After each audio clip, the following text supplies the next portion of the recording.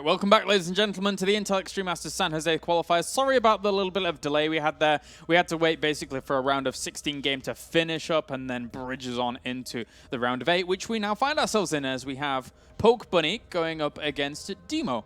It is going to be another awesome TvT. Both of these two have done very well in the USA Championship, which went on earlier in the week, and also both of them have done fairly well in the first and second cup for the Americas qualifiers. So this is going to be really interesting to see how these two battle it out. They're both high GM players on the North America server, and well, Catalina's going to be starting things off. Yep. Sounds good, sounds good. We already saw a little bit of TvT before, Pokebunny and Deemo.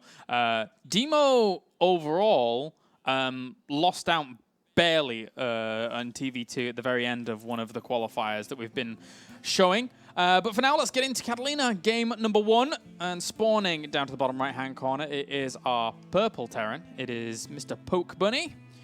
And on the left-hand side, we have our green Terran. It is Deemo. It was Deemo versus Tiger. Yeah. In the semifinals of the first America qualifiers, where he just missed out. That was a 2-1. No, actually, it wasn't. He did win that one. He went on to play Massa. Yeah, Massa was where he won his problems there. So, yeah, just a bit of a pain. But, well, it's another day, another round, another series, another game, another map. Mm-hmm. And he just beat Cats to get to this round. So the winner of this moves on to the round of 4, where they do fight for a chance to get into stage number 2. And then, of course, the lineup in stage 2 is ridiculous. But for all these guys, even the thing is that even they understand that in stage 2, the players are fantastic. The 8 invited players are fantastic. But ultimately, playing in these situations, playing in these qualification games is something that, you know, you don't get too much of an opportunity to do all the time. Intel Extreme Masters is one of the only tournaments that really offers proper, like, open qualifiers. So for them to get the opportunity and the chance to just kind of play at this level and play these kinds of things is really, really important in a career of a pro gamer. It's also the exposure they get out of it as well, because it's exactly the same as when you sit there and look at some of the people who get into, say, Premier League and WCS or something like that.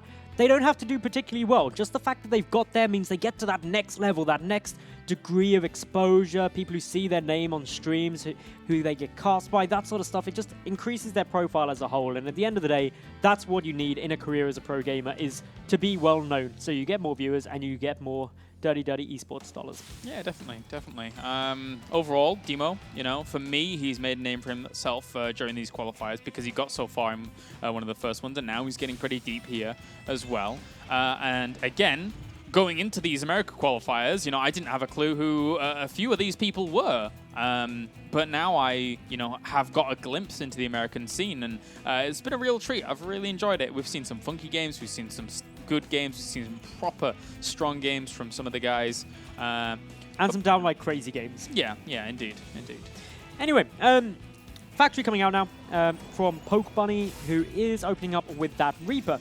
Meanwhile, Deemo, he's going slightly different. His Factory's slightly later. He's opted for a few Marines to start things off, and, well, he's just chilling pretty much at the moment.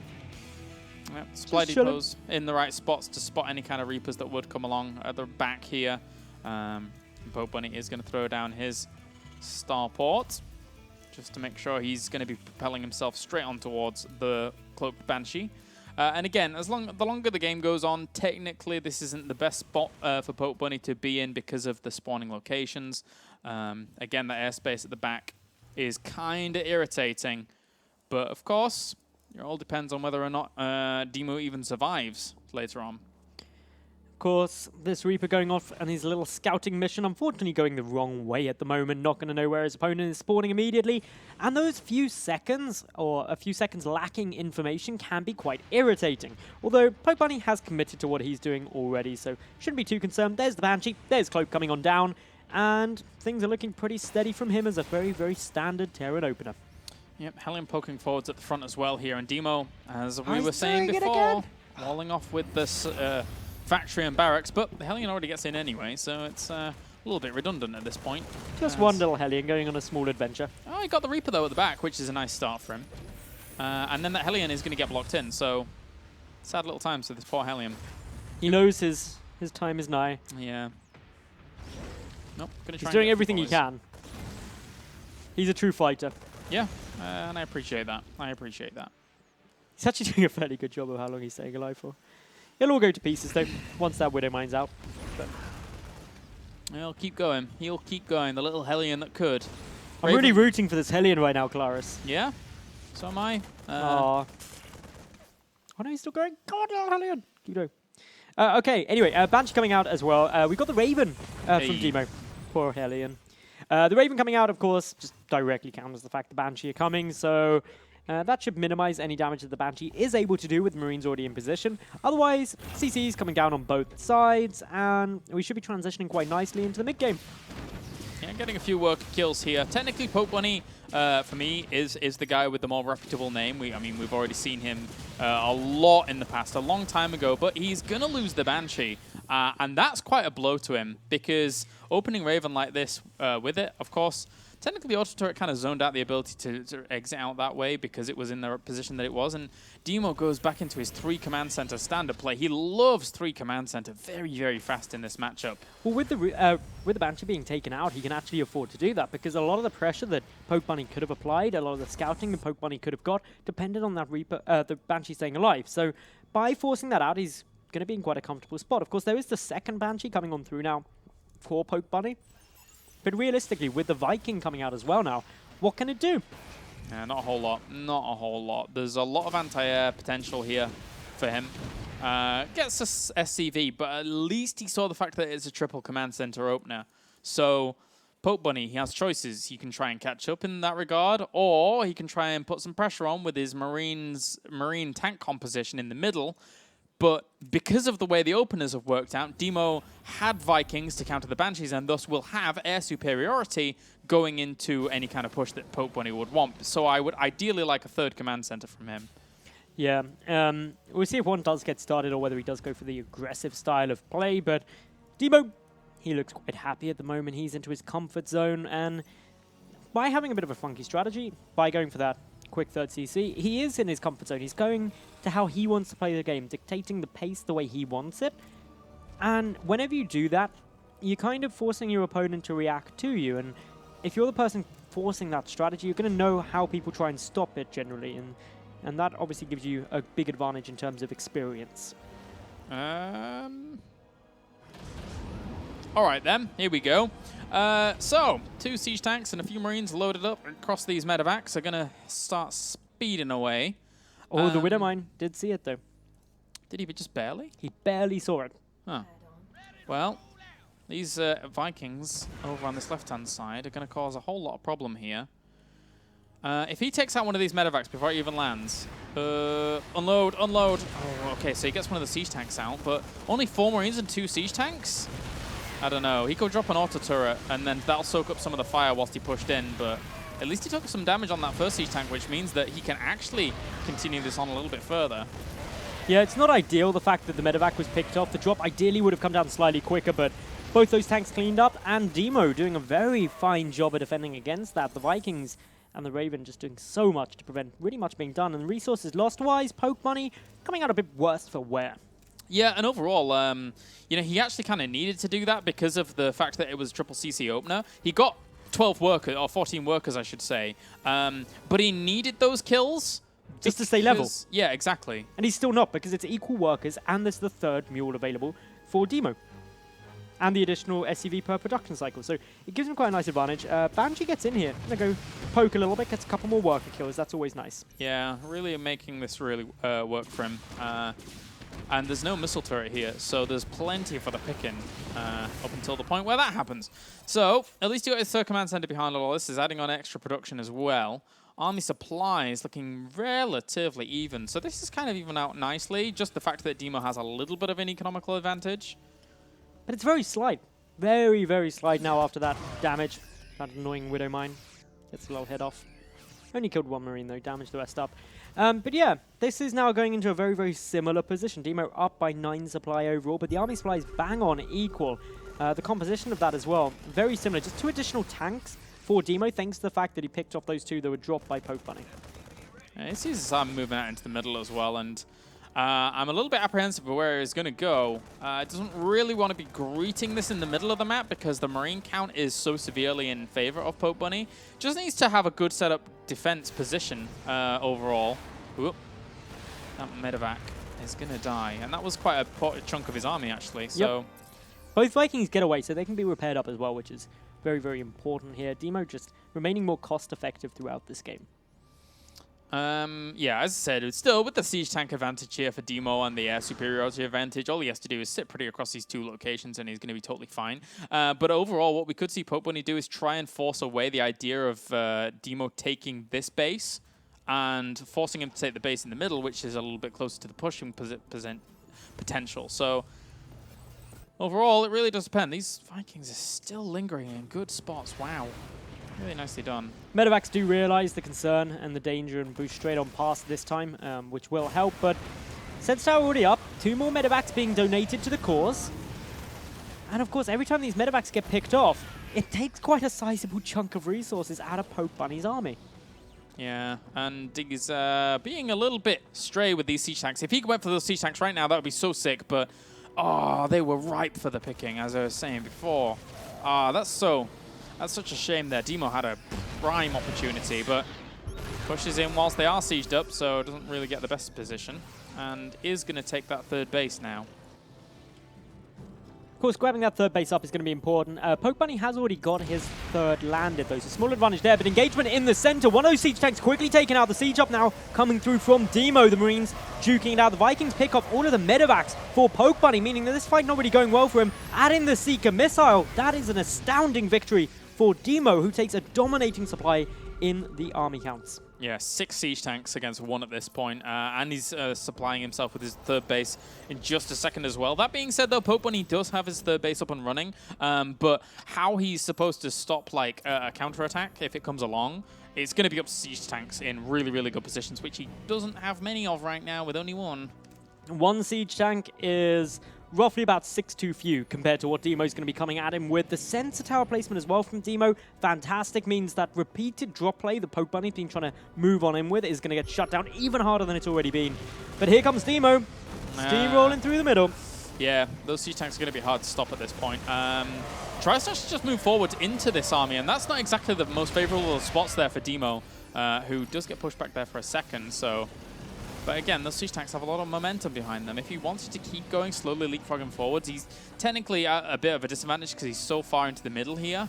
But he's actually going to go around the right-hand side. Interesting.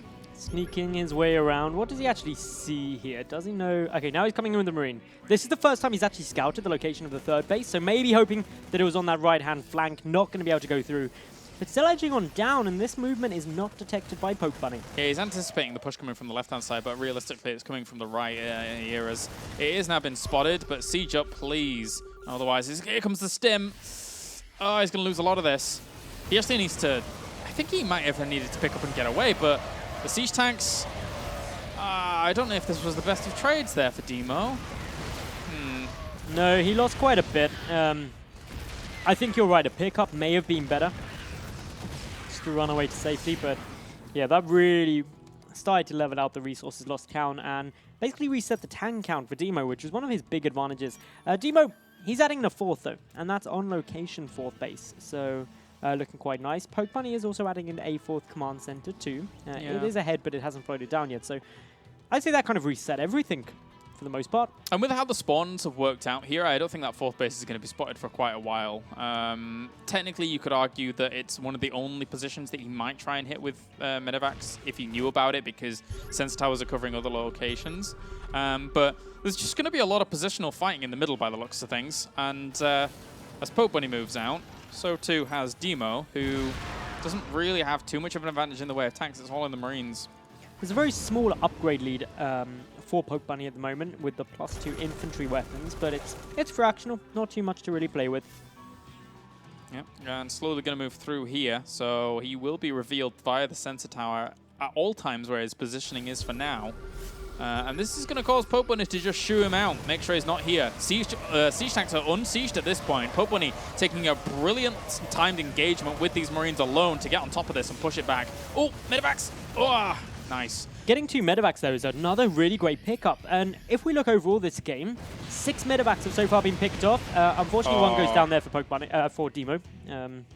Suiciding that in. Pokebunny's just played a really good game out here to kind of bring this game back into his own. Ultimately, yeah, Deemo hasn't had some of the best engagements and has maybe got a little bit too eager about things, but now this is giving Pokebunny a prime opportunity to kind of really equalize things up. This game is so back and forth because Deemo technically has an income advantage, and if on for longer, will be in a more advantageous position, but Pokebunny keeps finding these opportunities. I do think you hit the nail on the head, actually, Claris, where maybe Deemo was a little bit overconfident, having got some good pickups of medevacs as they were coming in with the Vikings and stuff, thinking, hey, I can take this, go for these big, bold fights. But Pokebunny, with a better positioning and the better engagements, has fought his way back and is now posturing up to try and pester into that 4th base. Yeah, and the fact that 3-3 will be finished way before for Pokebunny once this keeps going, it's really, really going to help him out. His income, I mean, it's not waning too much in relation to Deemo's, of course, with this 4th base up and running here, but he's trying to push towards it, trying to find a better advantageous angle on it. And at the end, it's 2-2 against 2-1, so those Marines will die a little quicker for Deemo. The tank's trying to find somewhere to engage. One can start chilling against the planetary, which... It's really annoying. The fact that that one can actually do some damage to it. He has to be so careful. Look at the main. He's going to drop in as well. This is nice. Really smart. The production facilities of Deemo are just going to get slaughtered. The 2 tanks on the low ground provide covering fire. This is so irritating. Yeah, going to push in against all of this, though. In the end, 2 siege tanks on the low ground should be able to do a huge, huge amount. But he actually gets on top of one straight away there, does Pokebunny. Pushing this away as well as Deemo now coming in with a lot of Marines to try and push all this off. It is 2-2 against 2-2, so those Marines should be able to melt away pretty quickly. But again, the 2 siege tanks on the low ground have been able to get a pretty nice favorable engagement. Meanwhile, actually poking up on the right-hand side as well is Pokebunny. Bringing those Marines down to the low ground to try and push in, and maybe he can do some damage to this further, but suspect. He wants to try and get down that planetary. He's got decent damage too, but the repair coming on out consistently. We're nearly 23 minutes into this game, and still, Pokebunny's trying to just nail home the advantage. The supply advantage is there for Deemo now. And bear in mind, he's 11 workers up, level on the supplies. The only big disadvantage that he has at the moment is the fact that 3-3 is nearly completed for Pokebunny. Yeah, whilst he never really started his 3-3 all importantly. Technically, the siege tanks have +1 for Deemo against no +1 here for Pokebunny, but at the same time, I mean, the army is in favor of Pokebunny in terms of supply. Technically, yes, Deemo can replenish quicker, but with this 4th base being shut down slowly... Oh, Deemo's going to try and take out these tanks. He has to do something about it. He really does. Even if it comes at in a cost-ineffective trade, Pokebunny behind this is gathering a lot of speed behind his income. So, and this command center is going to fall. By planetary. Nice pick off there. And of course, with that, suddenly, any income advantage that Deemo actually had is vaporized. Pokebunny going up to 5 bases. We've got a trade in the center coming on through. Those siege tanks not really sieged up for Deemo, but it doesn't matter. He's just got numbers advantage there. Yeah, Pokebunny took that just before 3-3 had actually finished, but now 3-3 has finished, and Pokebunny might be able to do a little bit more to these Marines, but ultimately the siege tanks at the back able to aid that out just enough there for Deemo to be able to take the win. But in the end, again, Deemo now is kind of against the clock because of how much income Pokebunny has compared to the lack of a 4th base. Deemo might just try and go for a killing blow here, considering his army is slightly bigger, but not even that stronger. No, I think it's going to be tough. I don't see any options other than him trying to just end this game quickly because he doesn't have another 4th command center. Pokebunny is up at 5 command centers now. Pokebunny pushing on in. He takes down one of those tanks. And as he starts shifting through some of those tanks, it's getting better and better for him. He can actually afford to lose that base on the left because he does have 2 spare. Yeah, and unfortunately for Deemo, he doesn't know about that. So he's going to have to be very, very careful about this. The army is coming from the north as well to try and help this out. And if Pokebunny can just shut this down with his upgrade advantage slightly on that bio, then he's going to be sitting pretty. But for now, this is Deemo's opportunity to try and break him. Deemo edging on forward. He should get a couple of SCV kills here with those siege tanks. But look at this positioning from Pokebunny. Just run the back with a small group of units. He's probably going to come in for the Pinsma movement. Both sides pushing on forward. And that's a lot of Marines with a lot of firepower, and if they get on top of siege tanks, it's really, really a hard time here for Deemo. And in the end, his army is going to get broken down by Pokebunny, despite Pokebunny being down in supply. Still, the fact that he has this third base and fourth base over here as well with a missed rally, he should be fine. He should be fine. It's still kind of close. Plus, he can go and land. He can go and land in that third base again. Pokebunny's just going to be able to resupply so much quicker, and he still has that 3-3 advantage, which is so important. Another fight in the center, those two siege tanks taken out exceptionally quickly. Yep, army supply 72 to 60. Despite Deemo having a big worker advantage, never really was able to use it because he has been limited to as many bases as he had. So now just a long distance, and then taking this fourth base finally once again from the main flying there is going to put him back in an okay spot when his 3-3's finished up. I think from this point on, Deemo doesn't have to take engagements. He can just sit around and then wait for that 3-3, considering everything that's gone on in this game so far. Unsieging those tanks now, looking for the positioning as best as it can go. This is really tough at the moment for Deemo.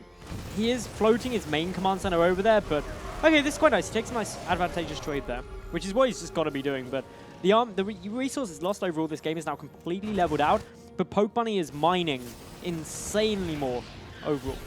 And he's looking to push in with these Marines. They went a little bit further than I was expecting. He doesn't want to be retreating away from his tank lane here, or at least charging away from his tank line, as Pokebunny's got his fifth base on the way. Pokebunny is trying to maneuver his army slowly up towards that fourth base again, but because Deemo now has 3-3, because he has a deeper siege line in essence, it's going to be really difficult for him to do much. So Deemo has been playing a really nice series, nice game himself, to be honest. Interestingly enough, even though Pokebunny's going up to 6 bases, actually never mind that, because we do have an engagement in the center. The Marines getting in a good position. The siege tank count is slightly in advantage for Deemo in overall numbers.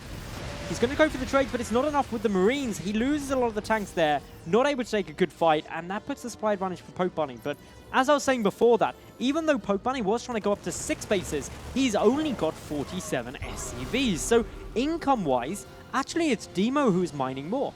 Yeah, and look at this. Deemo actually realizing that his opponent's plan was to try and go up towards that fourth base, so he's setting up his siege tanks already there to try and corner that off. But ultimately, Pokebunny's army still has a lot of power behind it because he has that siege tank advantage. And technically, he has even more medevacs in the air, so he has the opportunity to have a little bit extra spotting during all of this.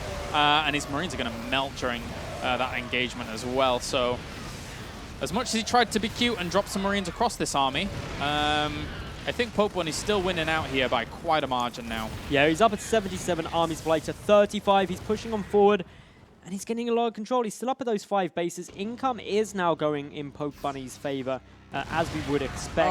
No. That hurt.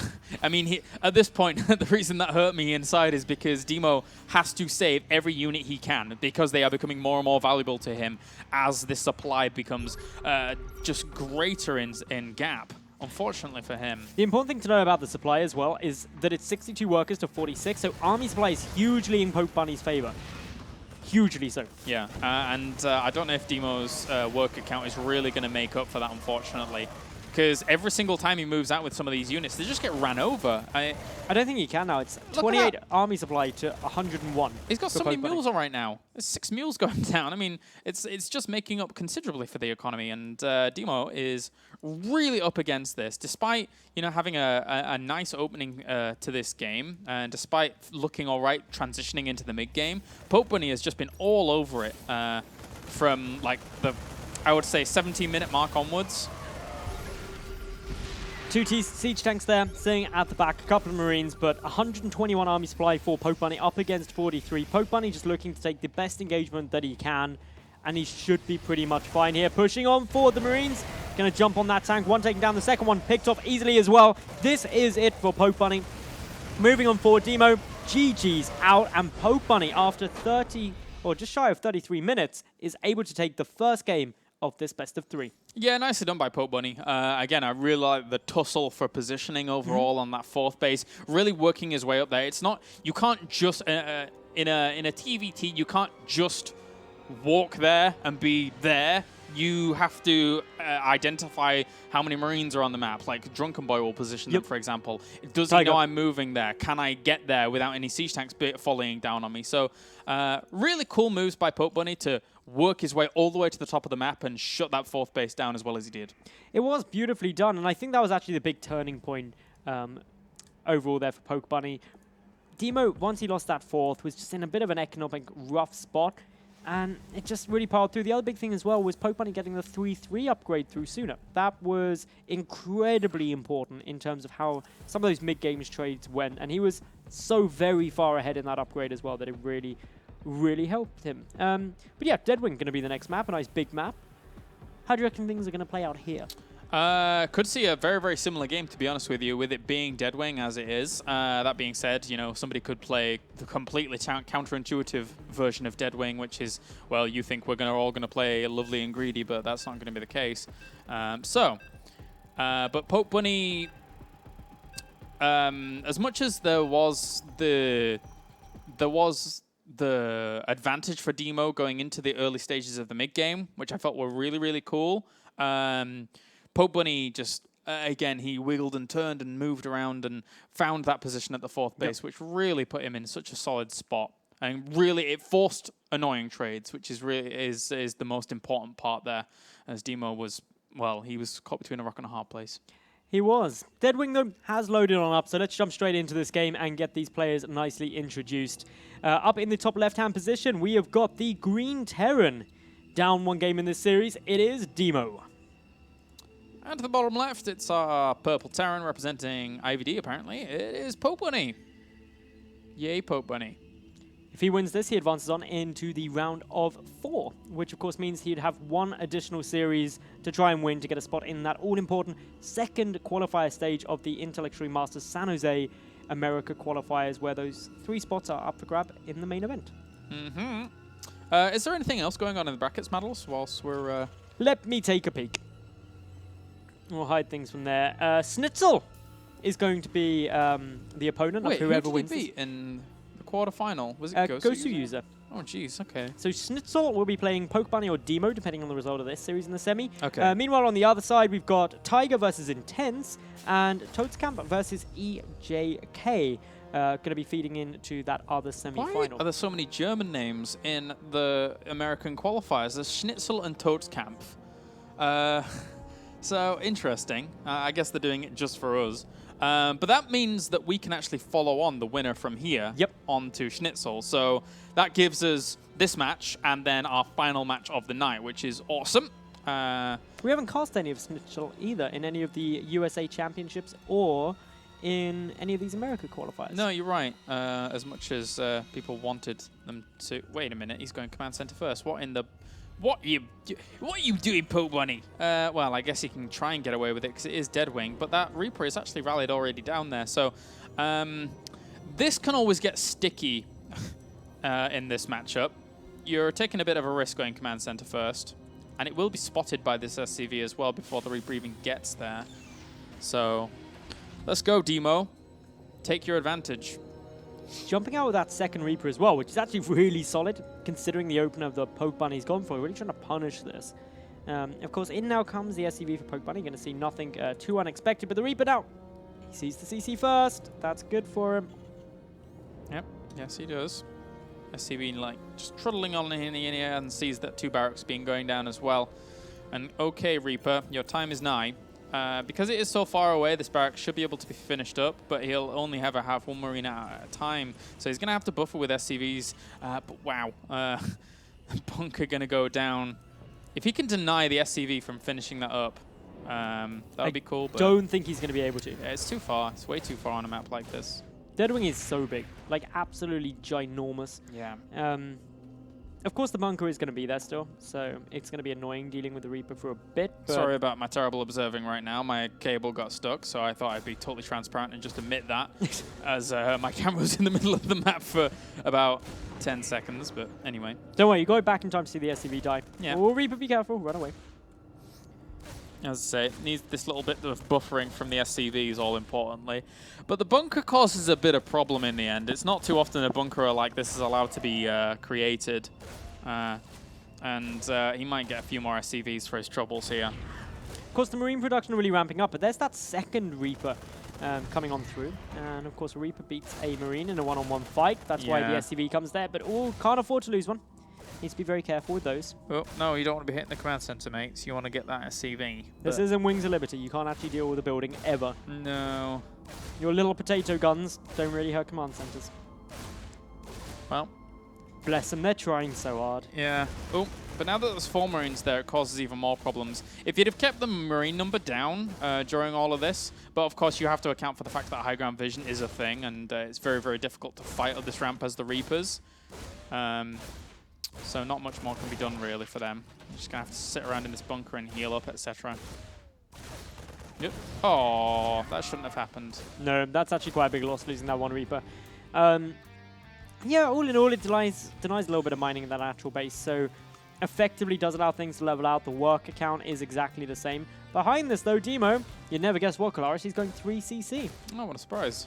And actually rallying Hellions to the front as well, which is kind of cool, because if they can, like, get a single shot off on these clumped Marines, then that'd be nice, but there's plenty of Marines here to be able to destroy this now, and going to make it hard for the Reaper to get out as well. But he does. That was nice. He's a clever little Reaper. Mm-hmm. But yeah, if the second Reaper had stayed alive, obviously engaging straight up on that bunker just wouldn't have been viable for Pokebunnies, so a bit of a pain. Deemo behind this, adding in his starport. Meanwhile, tech has been quite delayed for Pokebunny, obviously due to the fact that he went for a command center first into double barracks, so his factory only just finishing up at the moment. Yeah, well, actually, I mean, not only was the double barracks, but it was into triple barracks as well. So there was a lot of economy kind of invested in the idea of having a lot of Marines out very fast, because he realized that, you know, there wasn't just a whole lot he could do against what we're seeing here from Deemo, which right now, I'm trying to think whether I would have liked the Banshee option, but in the end, there would have been so many Marines out there, he could have covered both mineral lines. So I think this is a nice option here for Deemo. Keeping an eye on things, and they're pretty similar. Pokebunny's up by 4 workers, or 4 and a bit workers at the moment, which isn't crazy, but it's enough. It's enough to be very happy about that. No upgrades starting as of yet, although Engineering Bay is now finished up for Pokebunny, so we may be seeing a repeat of game number 1 with him getting a little upgrade lead. Deemo going for the drop, though, actually into the main with the Hellions. And overall, trying to poke at the front as well with a little bit of a force, but there's so many Marines. Ugh. But this is acting as a distraction. Yep. He already unloaded out of vision, most importantly, and actually might be able to get a few workers here if he's able to line them up. Ouch, ouch, ouch. Okay, so good separation off there by Pokebunny to keep just a few fighting so that he could save the majority of them, but 10 are still going to die. He needs to minimize losses, and minimizing losses means, oh no, the Marines, they could have got so many more kills here. Oh, the Hellions are actually coming down as well. Okay, this could actually really, really hurt. Deemo's going to get a lot of damage done. A couple more SCVs being killed off. That takes it to 21 so far killed in this game. The Natural Command Center taking a bit more of a beating, but I doubt he'll end up dying just because of the volume of Marines there for Pokebunny. God, so many. Did he get the medevac in the end as well, or where is it? No, he got a medevac.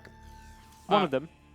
Yeah, okay. So he did kill the medevac in the end. I was thinking that if he had the medevac, he could try and maybe shuffle his way back into the main base again, but nope, it's not going to be the case. That was a lot of workers lost, 47 to 26 now, and he might even get a few more here. Yep, he's going to move back in again, and the Hellion count is really high, which means these Marines actually start having to be very cautious in the engagements, just because the sheer volume of Hellions is now becoming scary.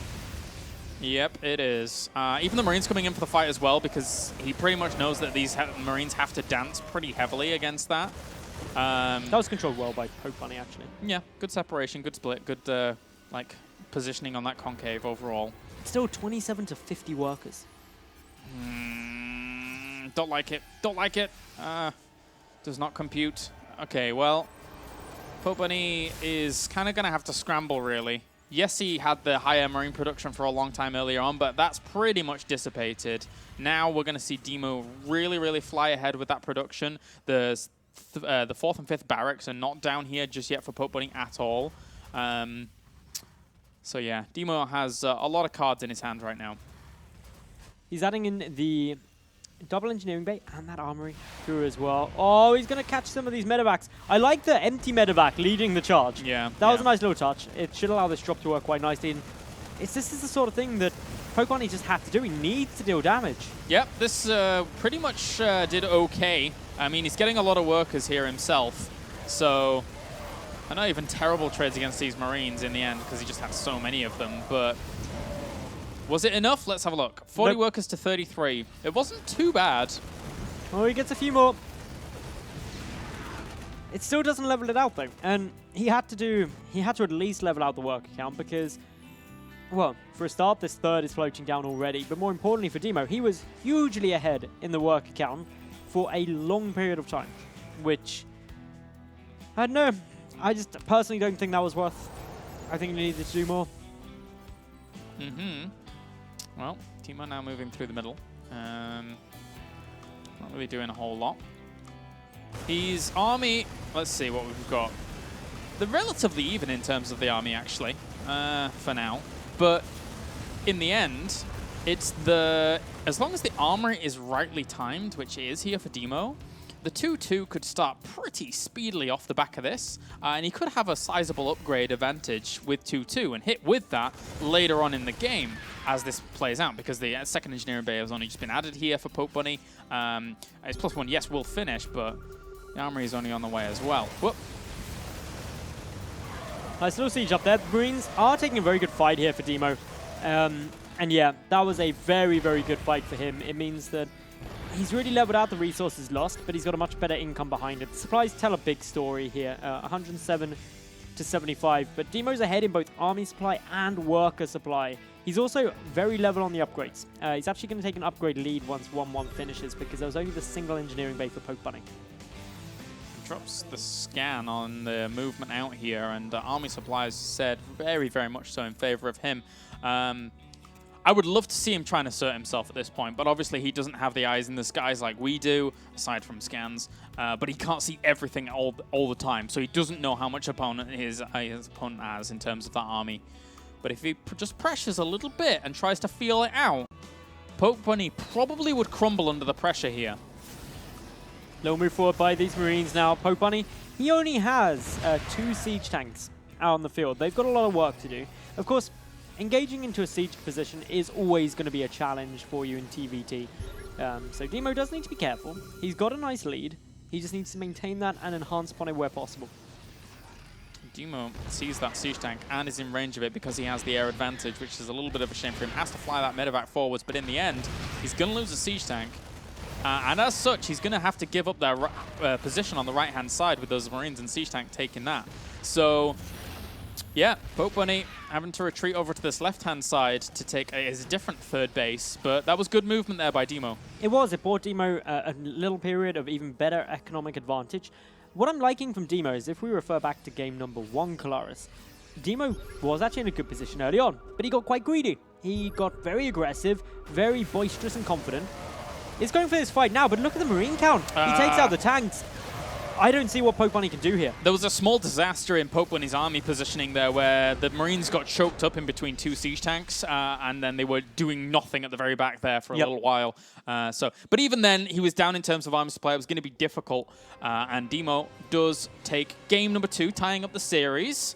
And again, now we only have 1 map more to decide who is going to be moving on to play Schnitzel in the round of 4. And of course, whoever plays Schnitzel will be battling it out for a spot in stage number 2, where they'll be going up against 4 players who made it through the first and second America's qualifier, and also 8 invited players battling it out for one of 3 spots in Intel Extreme Masters San Jose's main event, going into the group stages, get their travel and their hotel costs covered, which of course means that they can get some very nice risk-free competition if they make it.